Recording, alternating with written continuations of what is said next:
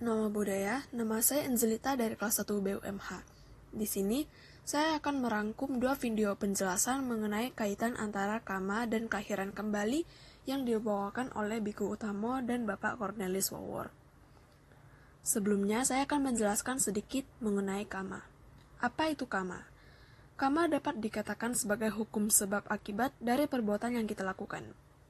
Apa yang kita lakukan di masa kini akan mendatangkan akibat di masa depan tergantung dari perbuatan kita, entah itu merupakan perbuatan baik maupun perbuatan buruk. Dalam pandangan Buddha, karma merupakan suatu hukum yang tidak bisa ditawar.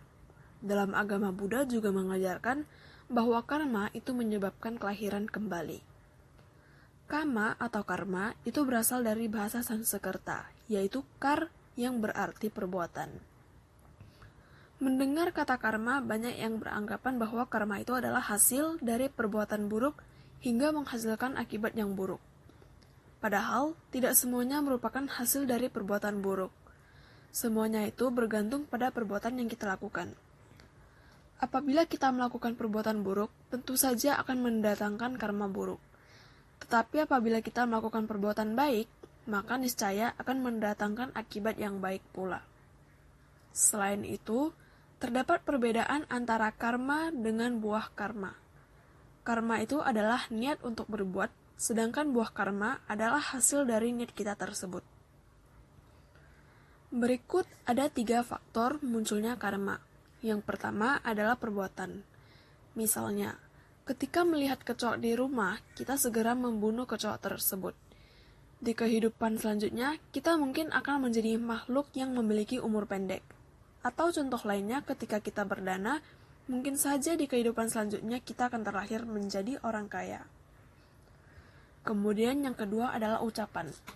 Misalnya, ketika kita terus mengatakan kebohongan, mungkin di kehidupan selanjutnya kita akan menjadi orang yang tidak memiliki teman ataupun tidak dipercaya oleh siapapun.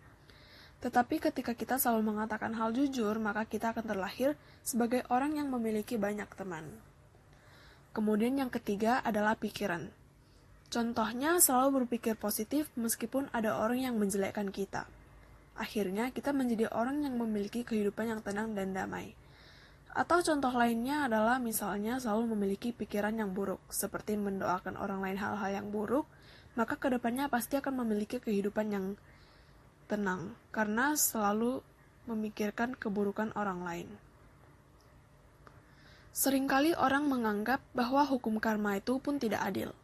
Untuk membahas itu, terdapat beberapa poin yang dapat menjelaskan. Yang pertama adalah ada hukum karma yang berbuah secara langsung, yaitu karma yang langsung mendapatkan akibatnya atau sering disebut dengan instan karma. Contohnya adalah ketika ada seseorang yang berdana, lalu beberapa hari kemudian, orang yang berdana ini bisa saja tiba-tiba mendapatkan hadiah ataupun rezeki dari orang lain. Kemudian yang kedua adalah karma yang tidak berbuah, yaitu karma yang akibatnya berbuah di kehidupan berikutnya.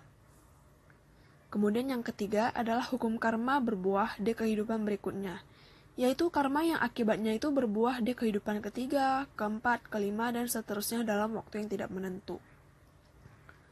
Kemudian yang keempat adalah hukum karma yang tidak ada efeknya, yaitu hukum karma yang akibatnya tidak dapat berbuah lagi karena tidak mengalami kelahiran kembali.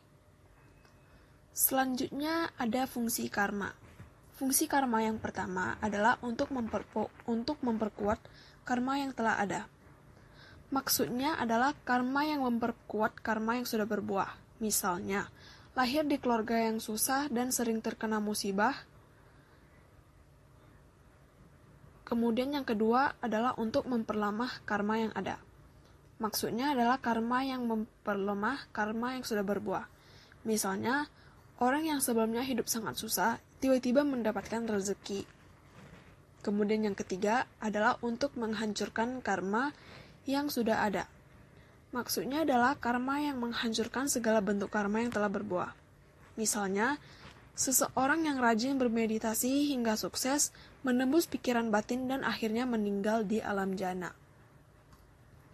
Kemudian yang terakhir adalah karma dengan pengaruhnya. Terdapat 2 poin. Yang pertama adalah karma yang dilahirkan. Ini adalah karma pertama yang kita peroleh, yaitu bertemu dengan orang tua kita sendiri.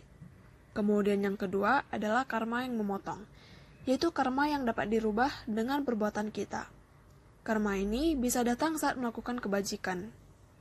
Nah, sekian penjelasan singkat saya mengenai rangkuman dari penjelasan Biku Utamo dan Bapak Cornelis Wawor. Semoga dapat bermanfaat bagi teman-teman semuanya. Terima kasih. Namo Buddhaya. Namo Buddhaya.